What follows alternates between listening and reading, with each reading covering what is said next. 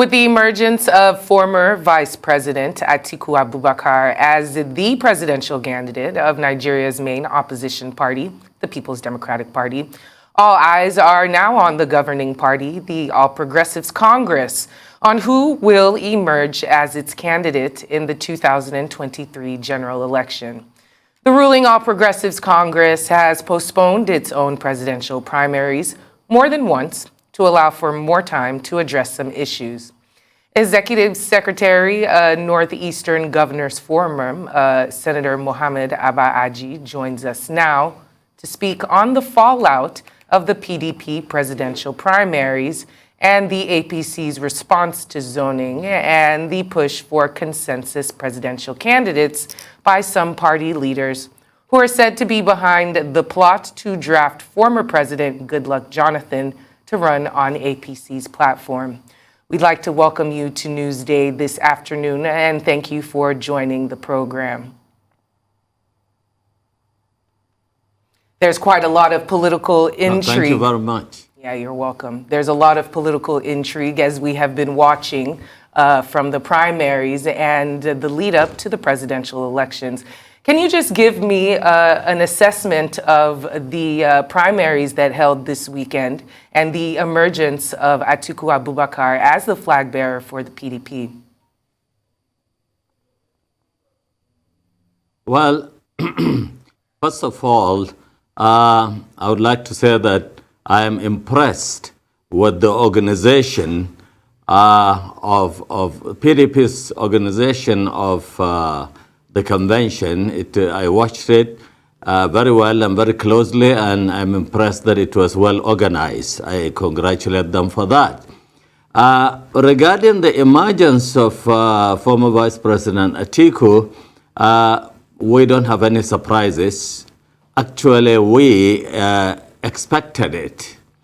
We expected Atiku to emerge because we expected PDP's presidential candidate to emerge from the north because PDP has ruled for 16 years, and out of those 16 years, only 2 years have been served by a northern president. So they are required by morals, they have moral duty, in my view, to do what they did, which is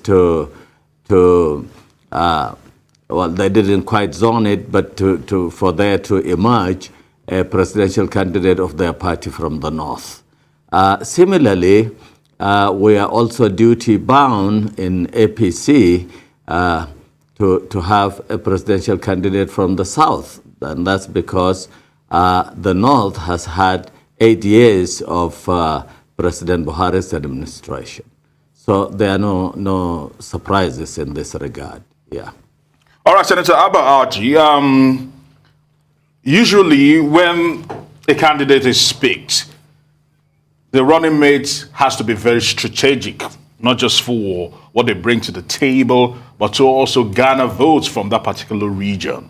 Now there have been many major speculations on who will run on that same ticket alongside Atiku Abubakar. For you as an experienced politician, talk to us about this. What do you think he should be looking towards to if he wants to help, if he wants to seal up this election and maybe win votes from the south? Well, frankly speaking, I don't speak for PDP, neither do I for Atiku. I am APC, and I would like to, point of information, if not correction. At the outset, when you were introducing me, you have said that I am the Executive Secretary of the Northeast Governors Forum. Yes, I was the Director General of the Northeast Governors Forum, but I have resigned from that position, and I am now the Northeast, the coordinator, Professor Yemi Osunbanjo's coordinator for the Northeast. I'm in charge of his Northeast campaigns. Because the Northeast Governors Forum is a non-partisan body, so in order to avoid just the kind of suggestion that you have made, that I'm still there. So because of that, I resigned, and I'm now full-time coordinator of Professor Ms. Osumbanjo in charge of the Northeast. Well, So thank you I don't very care much who, for that Vice President, clarification. Thank you very much for giving us that clarification. Now, following the emergence of Atiku Abubakar, Senator Orji Uzor Kalu warned the APC against fielding a southerner for the 2023 presidential election, saying it could lead the APC into obscurity. He also went further to campaign for the emergence of Senator Ahmad Lawan as President Muhammadu Buhari's successor. I'd like you to react to this, please.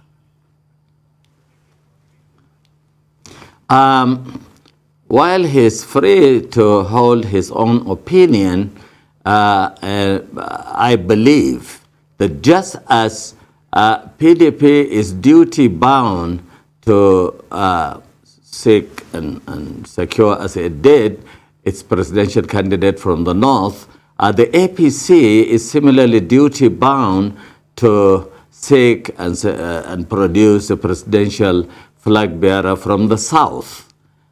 So I don't know the basis of former Governor Orji Kalu's wishes, because that's what they are, as far as I'm concerned. Well, I would like to get your response to just a couple of political cliffhangers that are currently going on as we speak. We know that the APC has had to postpone their primaries, and we'll be expecting them to come up in a couple of days. The major cliffhanger regards former President Goodluck Jonathan and his candidacy. Now, we don't know if he is a part of APC. No one has come out to claim. We don't know if he has bought his forms yet, and we're not sure if he will be screened this week. Do you see him joining the race for the presidency under the APC?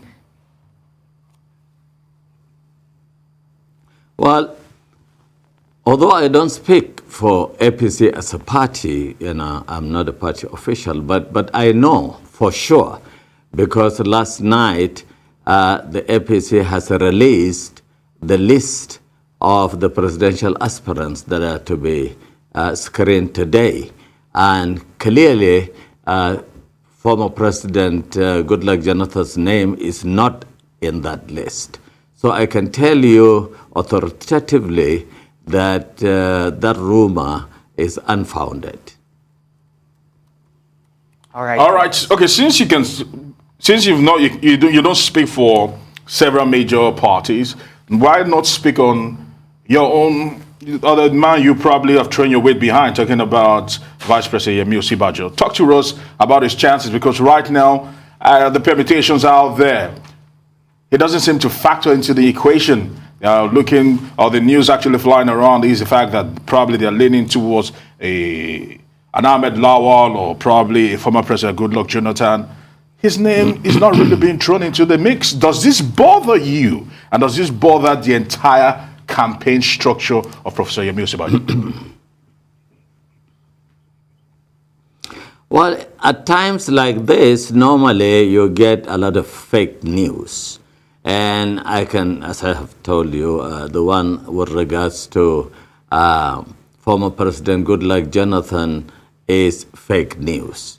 Now, you're right, I can talk quite authoritatively about the candidacy of Professor Yemi Osinbajo. So as I told you earlier, APC is duty-bound to produce a southern candidate, because it is now the turn of the South to produce APC's candidate. And if you increase the precision of your look to the South, then you look at the performance of APC in the last election, because you have to use history in order to predict the future. When you increase the precision of your look into the South to check the chances of those who are in the South seeking this office, then you will find that it will make a lot of sense for the candidate to emerge from the Southwest. That is because the Southwest has given APC much more votes than the South-South and the Southeast put together in the last election. So it will make a lot of sense, therefore, to seek the candidate from the Southwest. Now, when you go to the Southwest and you find about 3 of them now, then you look again and you find that Professor Yomi Osunbanjo is currently a vice president. He is the vice president of Nigeria. He has been for about 7 years now. He has acted as president and he has performed credibly both as vice president and as acting president. In order to allow seamless transition, which is very important for the stability of our country.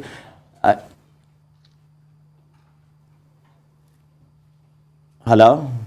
Yes, we can hear you. Please go ahead. Oh, okay.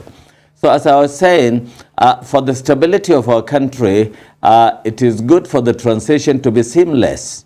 And you achieve that seamlessness only when you take Professor Yomi Osunbanjo.